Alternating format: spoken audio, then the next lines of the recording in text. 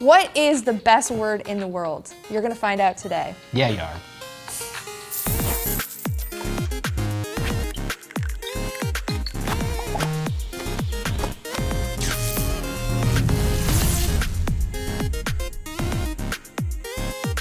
So Nathan, tell them, what is the best word in the world? Oh, I'll tell you, there's not one. Sorry.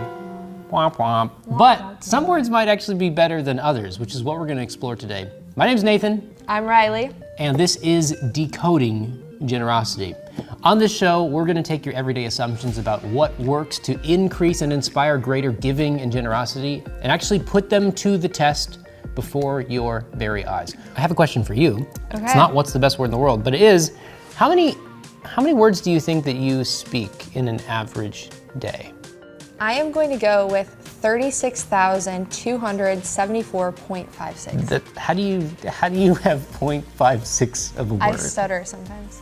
Okay, that's actually that's fair. That's very thoughtful. So the benchmark that I found, granted it's using like Wikipedia as a source, Reliable. would say that you're about 30,000 above the benchmark. It's suggested is like 7,000 words per day is what like the average person speaks, which actually makes me wonder, how many would that be in a lifetime? That is a timer. I would like a calculator. That doesn't calculate anything. So you've got 7,000 words in a day, 65 days? 365, unless it's a leap year, but we'll just go with that. We won't calculate leap years. And then what's the average lifespan, you think? Like 80 years 80? old, maybe. Well, okay, but then take out like your baby, you know, that sort of stuff. So like -2 maybe? Sure. So 78? So 78. So that's 199,290,000 words A lot of spoken in a lifetime. Yeah. But did you know that if you just change a handful of those, a few of them, it can actually be really, really profound and impactful for someone and their likelihood of actually giving and being generous? Yeah, we've got a lot in store for you today. And so we hope you'll stick around, you'll watch through it all, and you'll see us back here in a few moments after we come back from our first segment called Person on the Street. In the spirit of decoding what works to grow generosity, we decided to create a head-to-head copywriting competition. 2 of our NextAfter peers would need to write a 10-word headline asking people to give to SPCA of Texas.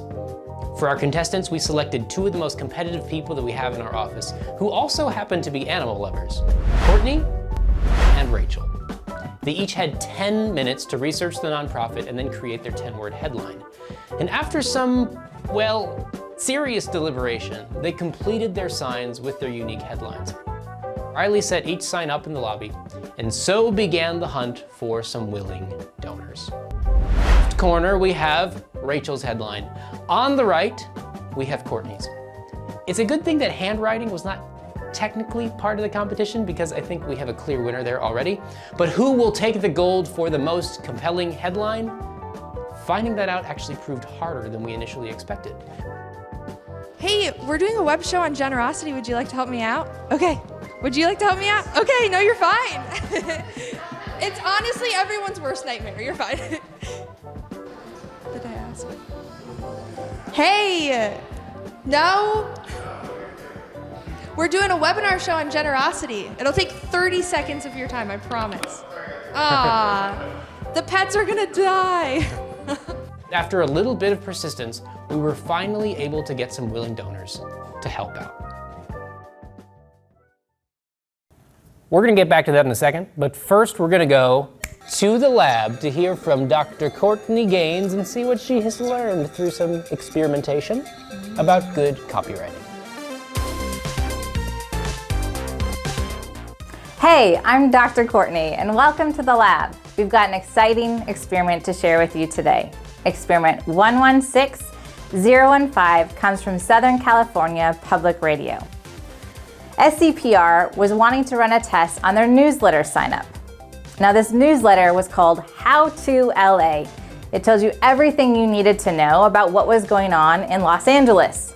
When we looked at the control, we wanted to develop a treatment that increased the clarity of the message. Just by simply telling them when they would receive it and what they would be receiving, we were hoping would improve the strength of that message. Additionally, we added an image of Erica. Now, Erica was the sender of the newsletter. We thought that maybe adding that human connection might increase the appeal and the motivation of someone to subscribe. When we did this, we saw a 35% increase in emails acquired. So next time, when you want to improve your communications, consider increasing the clarity of your message. Until next time, best of luck. Courtney's just told us about how important clarity is in our copy, but we thought we'd also show you just how important clarity is in a segment that we like to call Lego Time. And to demonstrate this and show you a real life experiment, we have a little fun activity. So I've picked out a special Lego set just for you to build. I'm very excited. The catch is that Riley doesn't know what she's building, and she also doesn't have the instructions, but I do. I have the instructions, and so it's the work is on me to figure out how do I communicate clearly so that she knows what pieces to put together. Riley, what do you think you're building? Do you have any initial ideas? Well, there's a mullet. The Okay. colors are giving battleship. That's all I've got. And there's a wheel. I think that's what this is. I'm gonna go with ship. Final answer. But like a person that has a mullet is like Yeah, driving I a don't ship? see a face. Oh wait, Yeah. this is a face? No. Maybe that's at like the bow of the ship or The something. battleship has a mullet. So she's pretty close on battleship with a mullet, I would say. All right, let's get to work. Okay, let's see how good you are at Step explaining one. things. You need a little green square piece with 4 dots. Okay? And then you also need a long green rectangle with 4 dots. So like straight line, 4 dots, okay? You're gonna connect those two, and you're putting the 2 on the edge. Oh geez, like the second, how do you even describe that? A few moments later. Beautiful. Got Okay, it. and then you need 3 like 2-story, well that's what I'll call it, 2-story rectangles. 2 dots, but now they're like the double size. Does that make sense? Man, this is so hard to talk clearly about You didn't how to explain, differentiate. You didn't give any Ooh. good context. Okay, 20 minutes later. Like and you're I highly just motivated. had to guess where to place those. You didn't give me any placement I direction well, because this there's is- like these this is little good knob feedback. guys. because I felt like I was fairly clear, but I have a lot of context that she doesn't have. But So, where were the knob guys supposed to be in correlation to where the new pieces were added? I guess I don't. Does it? I don't know if it matters. It might have mattered. I think it matters. It probably. Yeah. 1 hour later. This is getting worse. Yep. Okay, yes, so you're gonna need now 6 of those gray pieces. And by gray, I mean light gray, and they're like the squares with the 4 on the outside. You're gonna need 6 of those. Okay? Okay, and those are just gonna circle the whole perimeter of the top. It doesn't really matter the order. Yes, it does. Okay, you're gonna have 8 dots facing you, 8 dots away from you. And then on the sides, you'll just have 4 dots, 4 dots. What? 1 eternity later. The hippopotamus? It has a bit of a hippo feel. A hippo with a mullet? Yeah, it's a hippo with a mullet, but it's just been like bathing in a bunch of like green mud. Your eyeballs on? Yep. All right, I think they're eyeballs. we're gonna reveal to Riley what she's been building because I think we're at the point of no return where the rest of the instructions will not make any sense. Would you be surprised to learn that you have been building Lady Liberty, the Brickheads edition, which is why it looks a little weird. It makes, I honestly, this is just a disrespect to America. Yeah. I think that this is the perfect spot for the mullet. That's right on. Lady Liberty's mullet, folks. I love it. What have we learned here today? If you could recap in maybe a sentence. Well, that not having clear directions makes completing any task very challenging. I think what it goes back to is I had a science teacher one time in elementary school that would tell us to explain your lab write-ups like you're explaining them to a first grader who has no idea what's going on. So like, there's no such thing as providing too much details. So I should have pretended like you were in first grade. Yes. But then you might not have met the age limit for the Lego kids. That's also. Yeah. Well, thanks for going through this with me, and Thanks. enjoy the I wonder lipstick what these piece. lightsabers are for. I honestly have no idea. Courtney told us about an experiment where clarity in the copy helped increase results. And this Lego experiment has shown us how critical clarity is if we want any chance of communicating effectively. In fact, we have 81 experiments in our library where clarity was one of the key driving factors in increasing both donations and conversions. But clarity is not the only factor. We also need to consider how appealing our copy is, how exclusive or unique our offer is, how credible and trustworthy our claims are. In terms of growing giving and generosity, our words need to answer this one question: why should I give to you rather than to some other organization or even at all?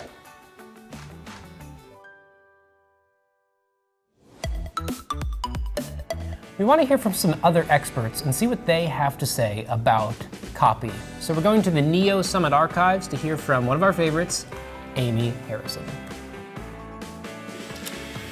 The second lesson is that enthusiasm is not enough.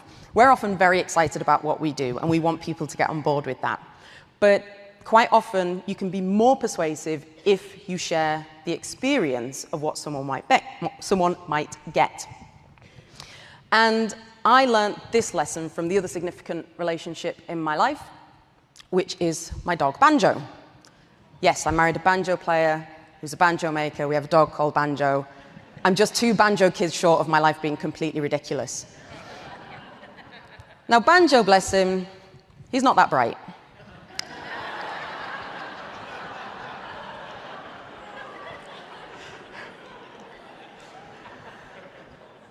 But he is very fast. So we have to be careful when we are taking him out for exercise if we ever let him off the lead. Because what happens is my enthusiasm for him to come back to me is not enough for him to come back to me. What often happens is he'll be out, I might let him off the leash, and he might see a dead squirrel. It doesn't matter how enthusiastically I wave my arms around, plead, implore, give a big smile, and come, because he's going to look at me and go, not 100% sure what's going to happen when I get to Amy. Is she going to put my lead on me? Will I get a treat? Will it be a good treat? I didn't see what treat she packed. However, what I do know is that this is a dead squirrel. I can roll in that and stink all day long. So if it's all right with you, Amy, I'm just going to go with what I know. And what we're learning, because it's definitely not finished, but what we're learning is we have to share more of the experience of what it's like to come to us so that he can see and he can imagine that when he comes to us, it's a positive experience. So how do we share a compelling experience in copywriting? Well, if you've got an offer or a download, this is something really simple that I get my clients to do, is focus on writing about what people can do with that thing rather than what they have or what they will get. Because do is always more interesting than have or get. So this was a project that I worked on this year, and we had some free resources that we were running ads to, and we wanted people to download them. And the first video that promoted these, it focused very much on what they got. So we said these were free resources. They were aimed at people who were interested in being Scrum Masters. And we said, these are free resources for Scrum Masters. We think they're the kind of free resources that every Scrum Master should know and have. And then we thought, well, what if we switch it up and instead, what if we lead with some do statements? And so we then changed it to say, with these free resources, you can talk about Scrum with confidence, even on the first day. You can run a daily Scrum that keeps people engaged, and you can deal with people who don't turn up to key meetings. And what we found is that by focusing and leading on what people could do and getting them to imagine that, increased our conversion rate from 1% of people who downloaded them to almost 10%. So it was a significant change. That last point that Amy just made is a really, really good one. To put it in the language of donations, focus on writing about the true impact of a donation, not just functionally what it does. In an experiment with CaringBridge, copy about keeping websites running wasn't nearly as effective as copy about showing love and support for a person by keeping their health journal website running. Next up, we're going to hear from David JP Phillips talking about the power of narrative in our copy. The year was 2009. A man, a journalist by the name Rob Walker, he was quite intrigued by the idea of storytelling. And he decided to do an experiment, a study. So he walked over to his computer. He logged into eBay. And he purchased 200 items, just random items, for $1 each. And then he called an author up and he said, hey, I want to launch this study. I want to call it the Significant Object Study. And I was wondering, would you mind writing a story for one of the objects that I've purchased? And the author said, absolutely. I'd be thrilled. And in this particular case, that author wrote a story about this beautiful horse's head. Isn't it sensual? The story was about a woman whose father had lived these amazing escapades in Paris while studying there. So this horse's head had been left in the Louvre over the night. It's been in a drunken cell. It's been dropped down from the Eiffel Tower. It's got all these amazing stories. And then he called 199 authors and he said the same thing. I've got an object. Can you write me a story? So he had 200 objects, 200 stories. And the day came when it was time to publish it on eBay again. And I assume that it was with nail-biting anticipation that he walks over to his computer and he publishes these 200 objects because the question is, will there be a difference? Do you think there was a difference? That particular horse's head cost 99 cents and was sold for $62.95. And for you who are quick on maths, you understand that we're talking about 6,258% in increased value. Now tell me, can you imagine anything that can increase the value of an object to that extent but magic? So the question is then, but maybe, there was something special with this particular horse's head. Maybe. What happened with the other 199 objects? What happened was this. He purchased the 200 objects for $129 and sold them for a staggering $8,000. The study's been replicated 5 times with the same kind of results. Isn't this mind-boggling? The only difference was a story attached to the object and it increased in monetary value. Are you kidding me? That's over a 6,000% increase. If a made-up story can increase the value of a model horse head, couldn't the right story inspire more people to be even more generous? In one experiment, we actually saw that a story-driven donation appeal led to a 42% increase in donations over an appeal that simply focused just on what the gift would do. This is the power of our words at work. Speaking of the power of our words, let's get back to our little copywriting competition to see whose headline is getting more donations. And we are back. We are going to go over the results now and see which headline won our experiment. So I have some of my friends here. Who do I have with us today? Hi, I'm Courtney. Hi, I'm Rachel. And what's your favorite animal? Cats. And your favorite animal? Dogs. Ooh. So we have another little layer to this competition, which is quite fun. So we are going to find out today which is better, cats or dogs. That's really the focus of this experiment. It's cats versus dogs. It will be determined today. You're about to find out. And you're about to see the results of the experiment. I'm excited. Do you think you won? I mean, I want to be confident, but also I don't want to be really sad. That's fair. Do you think you won? Yeah. Why do you think yours is better than Courtney's? I took into account all of the different aspects of a value prop that we like to have here at NextAfter. Wait, are you saying that I didn't? I'm just saying that's what I personally tried to do. Why do you think yours is better than Rachel's? Because I also took into account the 4 aspects of a value proposition. Which are? Here we go, on the spot quiz. Appeal, exclusivity, clarity, and credibility. Very nice. Thank you. I don't do well being put on the spot. How dare you?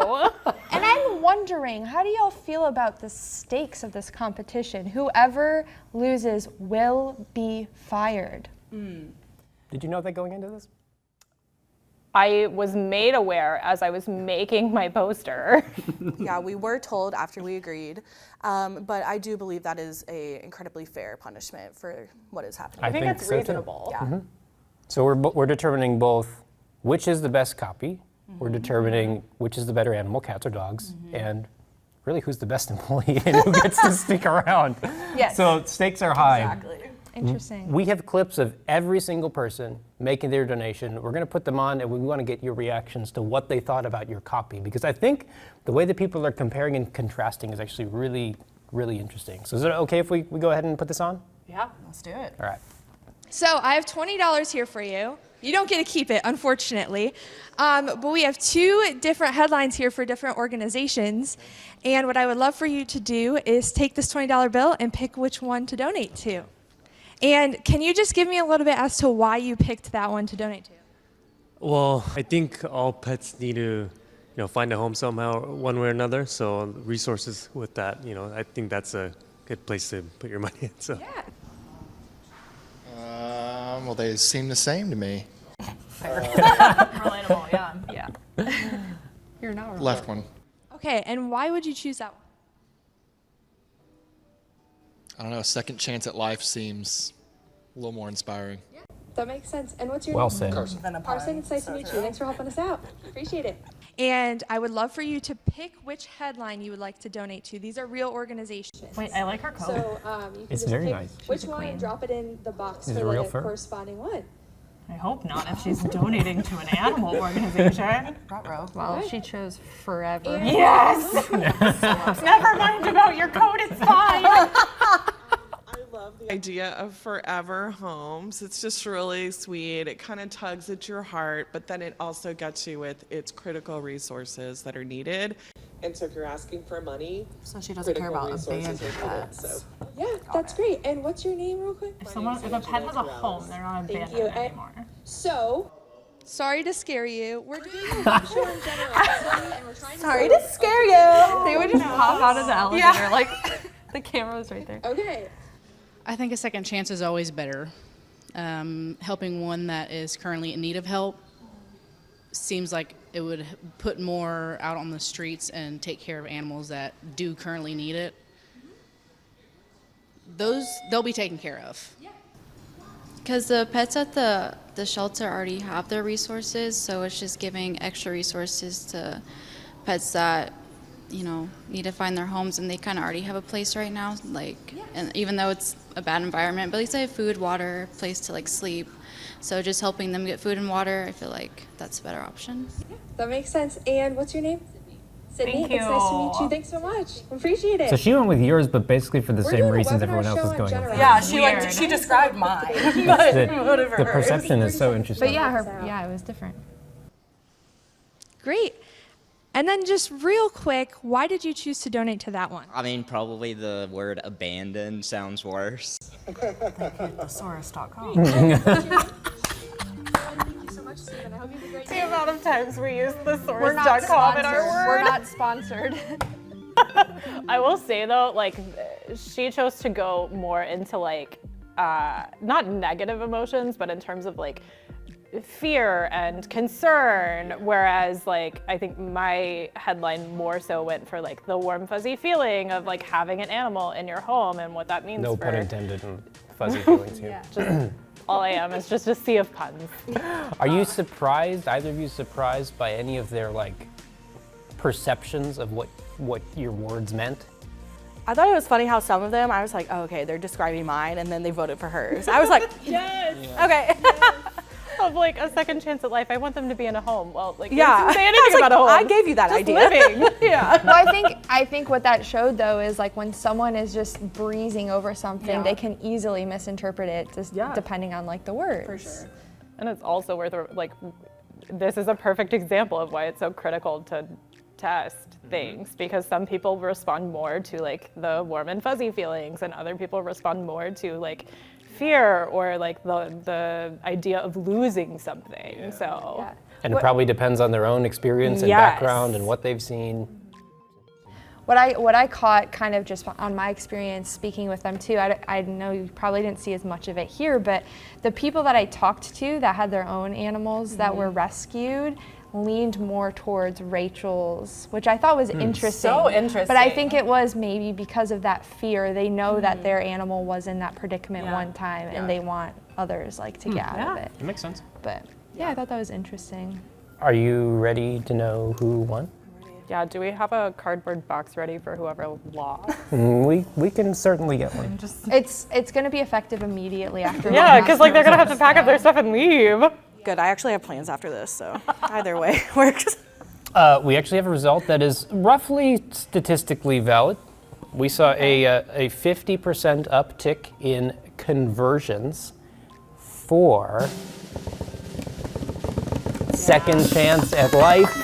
Congratulations, and I'm sorry. You've been voted really off. Good knowing you. Voted off the Courtney company. Gaines, have fun hiring someone.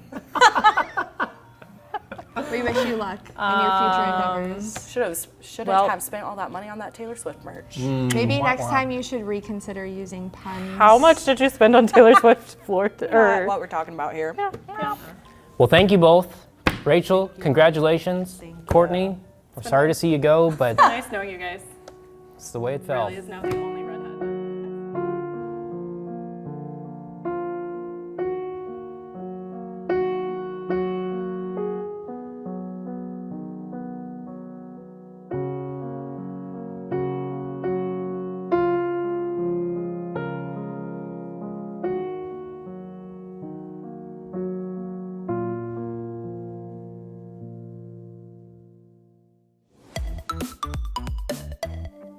Courtney and Rachel went head-to-head to see whose copy would lead to more people donating.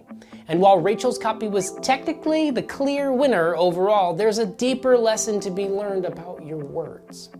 We've seen that you need to be clear with your words, knowing that the person reading your copy doesn't have all the context that you have. But this competition has shown us that your words can mean different things to different people, depending on their background and depending on their experience. So when it comes to writing copy for something like your main donation page, we need to write copy that encompasses the wide variety of motivations of the potential donors that are visiting your page. And when you know more about who you're talking to, then you can be more specific and more contextual. It's the final segment That we like to call Wheel of Generosity. Fade out. On this segment, we're gonna spin the wheel. On the wheel, we have how many organizations? 14, I believe. I'm not good at math though. 14. As we learned earlier today. 14 nonprofits in the Dallas, North Texas area. Here's the plan. We're gonna spin this wheel. Whichever one it lands on, we're gonna pick that organization. We're gonna see, A, if we can find their website, and then B, we are going to make a donation. If we can. If we can, actually, that's a really critical piece because you can't always make one. Make sure you test your forms. Public service announcement.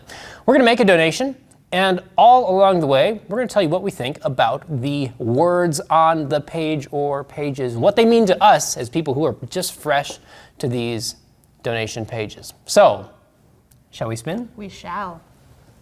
Get a little one or a big spin. Here we go. We are in sync. Here we go.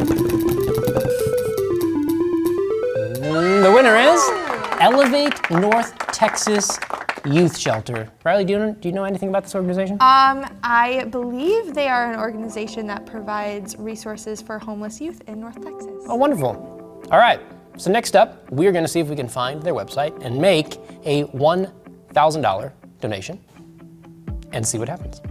To make the donation, we're bringing in Tim Kachuriak, who's the founder and chief innovation and optimization officer for NextAfter. He's going to go through the donation process and tell us exactly what he thinks of all the words being communicated throughout the whole donor experience. Hi, I'm Tim, and we're about to make a $1,000 donation to Elevate North Texas Youth Shelter. And as we go through the process, we're going to do a little bit of live op and point out some things that can be potentially tested and optimized to make this page perform even better. So starting first with the headline. Now, there isn't anything about the headline that helps me understand the value of giving to the organization. There's more copy below, but the headline is assuming that I'm already ready to give. It just says donate. So let's look down a little bit further into the intro copy, and this is where you articulate the problem. Now the copy dives immediately into the solution, making youth homelessness a thing of the past. But I'm left wondering a number of different things, like how many kids are homeless in North Texas? Why are they homeless? How exactly do you end youth homelessness? And is Elevate North Texas solving the root problem? Are they the right organization for the job? These are questions that your copy needs to be able to answer. So let's scroll down a little bit further and look at the giving levels. So this is where you really instruct the donor, this is what my gift will do, not what I get. Now, if you look at this copy on this page, there's a lot about recognition I can get for various different levels of giving, but not a lot of copy about what my gift actually does to solve the problem of youth homelessness. You may want to consider adding more clarity around what the donation will actually accomplish. This helps the donor understand the social impact delivered through their gift to the organization. So let's talk about narrative, testimonials, and quotes. Now, your main donation page isn't always the best place for longer stories and narrative, but a quote or a testimonial in the right place on the page can often increase believability and trust. These are two things that are incredibly important to every single donor transaction. Do I believe you? Do I trust you? Is the money that I give to you going to accomplish what you say it's going to accomplish? So maybe consider adding a quote from somebody who's been impacted by North Texas. Elevate might be a solution there. So let's go and look at the gift array. And this is where you really want to think about having more inclusive copy. Now the gift amounts listed near the bottom of the page give some illustrations of what my donation actually goes towards, but what happens if I want to give $100 and have it go all towards the shelter? Is that even possible? Or does my $100 have to go towards daily transit passes? This is the danger of having gift arrays or gift handles that are too tightly compacted. You want to have an opportunity for the donor to understand that they can give at various levels and have that gift accomplish one of these things that are listed on the page. One other thing I would point out is that the gift array buttons are these little tiny radios, which makes it challenging, especially on mobile devices, because I have a 72 pixel finger and I have a 2 pixel little spot that I have to click. So you may want to consider having bigger clickable buttons on the page. Now, on the main donation page, there's so many different motivations of people that are coming to the page. And we can't always control their ingoing motivations, so we need to make sure that the copy is inclusive of all the potential motivations of your ideal donors. Think of it as a fortune cookie. As you crack open the fortune cookie and you read this little fortune on it, you need to be able to write those in a way where every single person can see how this could potentially be impactful for them. So think about that as it relates to how you want to craft your copy and your messaging on your donation page. So we want to thank the folks at Elevate North Texas Youth Shelter for all the incredible work that you're doing. We hope this donation will be used to further the impact that you're having in our local community here. We're going to go ahead and send it back to Nathan for more. If you would like to see your organization on the Wheel of Generosity, then smash that link in the description and send us in a 60-second video on why you think you should be on the wheel. Along with that, we would love your feedback on today's episode. Let us know, did you learn something new? Did you think that we made some really cheesy jokes? Did you hate it? Feel free to let us know. Drop everything in the comments. We'd love to know. Make sure you also hit the subscribe button so you catch every episode of Decoding Generosity, as well as anything else that we release for you here at NextAfter. Our mission is to decode what works in giving and fundraising and generosity, and then equip as many people and nonprofits and fundraisers and beyond with what works to grow giving. So that's what you can expect from every episode of Decoding Generosity and everything else that you'll find on our YouTube channel. So subscribe, and we will see you next episode. Yeah. Riley and Nathan out. Bye.